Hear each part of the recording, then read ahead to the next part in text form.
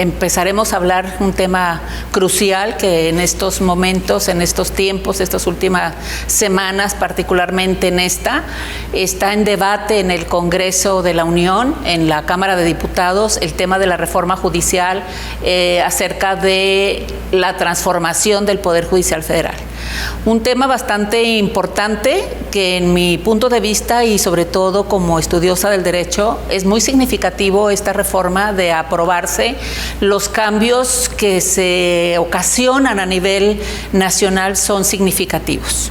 ¿Significativos en qué sentido? Primero que nada tenemos que partir de que si bien es cierto la sociedad está cambiando, si bien es cierto el derecho se tiene que transformar con esos cambios sociales, hay cosas que sí deben permanecer o deben modificarse, pero no de una forma tan radical. ¿Y a qué le llamo radical? Esta iniciativa del Ejecutivo Federal para reformar la Constitución con el tema de uno de los poderes del Estado, recordemos que nosotros pertenecemos a un sistema democrático y en ese sistema democrático hay tres poderes, que esto viene no de ahorita, es desde la antigüedad. Aristóteles en el tema de la política hablaba ya de que el Estado debiera formarse con un sistema democrático donde hubiera una división de poderes, y esa división de poderes tenía que ver con que no se concentrara el poder en una sola persona. ¿Para qué? Para que hubiera una función pública óptima, y que si en la antigüedad ya se pensaba así, pues con todos estos cambios y toda esa evolución social, cultural que hemos vivido en todos los países, pues México no está exento. En México, en la Constitución de 1824, ahí se instaura precisamente la división de poderes. Ahí es donde se habla, tomando en cuenta la teoría de Montesquieu, de que esos poderes tenían que ser autónomos, diferentes unos del otro, con funciones constitucionales, formales y materiales, donde cada uno tenía que realizar esas funciones. Y esa división de poderes ha permitido una estabilidad política y social en México, ¿verdad?, que hasta nuestros días gozamos. Y el Poder Judicial, del cual esta iniciativa está pues en la mesa de debate de aprobarse, pues ocasionaría precisamente que esa división de poderes se rompa. Y se rompe, ¿por qué? Porque el Ejecutivo, con esa iniciativa, está demarcando al Poder Judicial en una incursión donde ahora el Ejecutivo tendrá mucha injerencia, y esto es un peligro para el país. Se rompe con ese sistema democrático, provoca también una estabilidad jurídica, porque si bien es cierto, aunque políticamente se dice que se requiere esa transformación del Poder Judicial, lo cierto es que la transformación no debe ser, como lo comentaba hace unos momentos, no debe ser radical. El hecho de que una de las propuestas del Ejecutivo en esa reforma es que los jueces, magistrados y ministros que integran el Poder Judicial a partir de 2025 sean elegidos de una forma democrática, como son elegidos el Poder Legislativo y como es elegido el Ejecutivo, pues no solo rompe con que sea una elección popular, porque la elección popular implica que, si bien es cierto, el pueblo participe, pero también implica un costo económico muy alto, pero aparte del costo económico, el costo jurídico que va a tener esa reforma. ¿En qué sentido? De que ahorita los jueces, magistrados y ministros que integran el Poder Judicial han llegado a esos cargos gracias a una formación, no solo de sus conocimientos, porque hay requisitos esenciales, que tienen que ser licenciados en Derecho, que tienen que tener cierta antigüedad con el título, que tienen que tener experiencia, y algo muy importante, la carrera judicial. ¿Y qué es la carrera judicial? Bueno, que muchos que están ahorita en la Corte como ministros o secretarios o magistrados de tribunales colegiados, primero iniciaron como oficiales, es decir, personas que a lo mejor empezaban a sacar copias y luego fueron incursionando los cargos dentro del mismo esquema o la organización del Poder Judicial, y eso precisamente se llama carrera judicial. Ir incrementando sus conocimientos y con esos conocimientos entrar a convocatorias que además son bastante complejas, porque no cualquiera presenta un examen en este poder y no cualquiera lo pasa, porque precisamente se requieren muchos conocimientos y experiencias. ¿Qué pasa ahora con esta reforma? Bueno, pues que cualquier persona pueda quiera ser juez de distrito, quiera ser magistrado de un tribunal colegiado o quiera ser ministro de la Suprema Corte.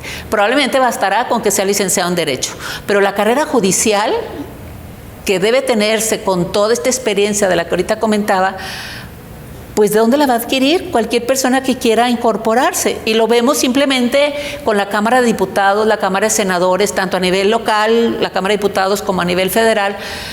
Pues sí se eligen por voto popular, pero ¿quiénes se incorporan a ese servicio público? Se puede incorporar cualquier persona, y como experiencia ya tenemos incluso un ejecutivo del estado de Morelos, ¿verdad?, que fue un futbolista anteriormente, y que si bien es cierto como futbolista fue exitoso, no quiere decir que ese mismo éxito lo vaya a tener como gobernante.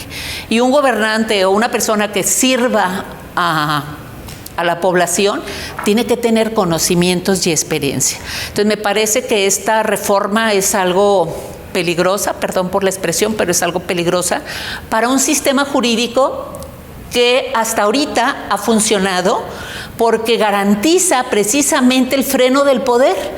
Si hay una ley que el Congreso emite, que esa ley devenga inconstitucional porque rompe con los derechos humanos, de una reforma también muy importante que se realizó en 2011, donde se incorporan los derechos humanos, pues precisamente el freno del poder está en que los tribunales de la Federación puedan dejar fuera una norma, ¿verdad?, que venga inconstitucional en un proceso legislativo.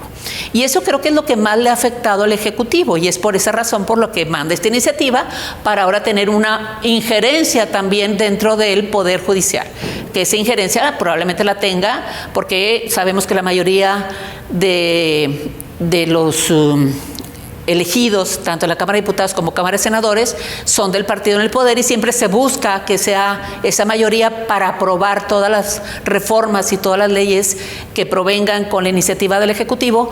Lo cierto es que el Legislativo es distinto, son poderes completamente distintos, y el Poder Judicial desempeña y ha desempeñado una labor fundamental en el Estado de Derecho en México.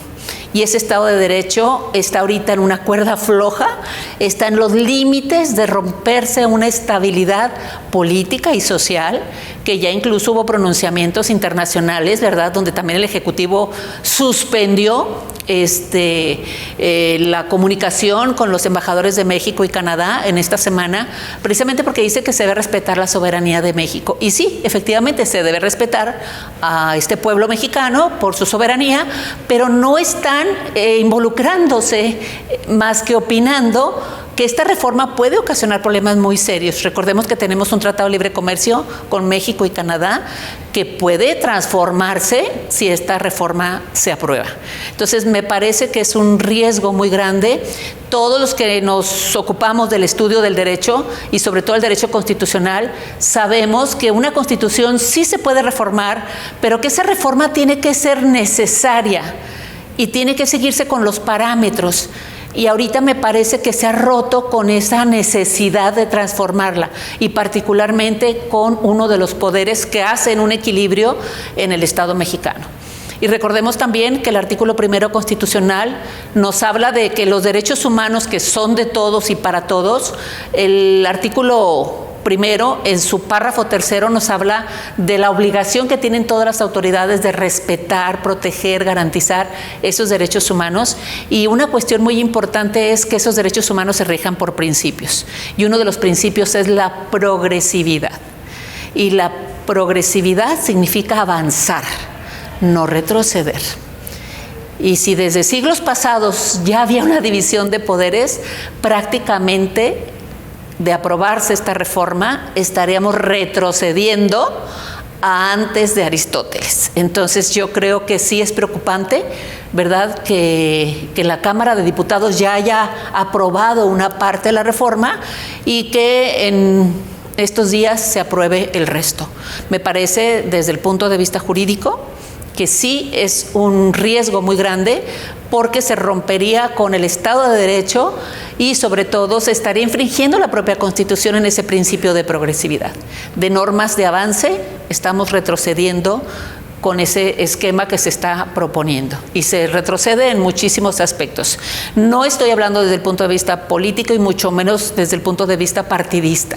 Sí, estoy hablando como jurista, como estudiosa y amante del derecho, porque amo mi profesión, porque amo lo que hago y porque en la vida real la operatividad del Poder Judicial es funcional. La protección que se otorga a través del juicio de amparo a los gobernados es precisamente una protección en contra de actos de autoridades. Y esas autoridades pueden ser legislativas, puede ser el propio Ejecutivo, pueden ser judiciales, pero que definitivamente esta garantía es una garantía constitucional que también está establecida en el artículo 1 constitucional, que dice que los derechos humanos serán para todos, junto con sus garantías. Y una de las garantías constitucionales justamente es el juicio de amparo. Y ese juicio de amparo lo conoce única y exclusivamente el Poder Judicial Federal.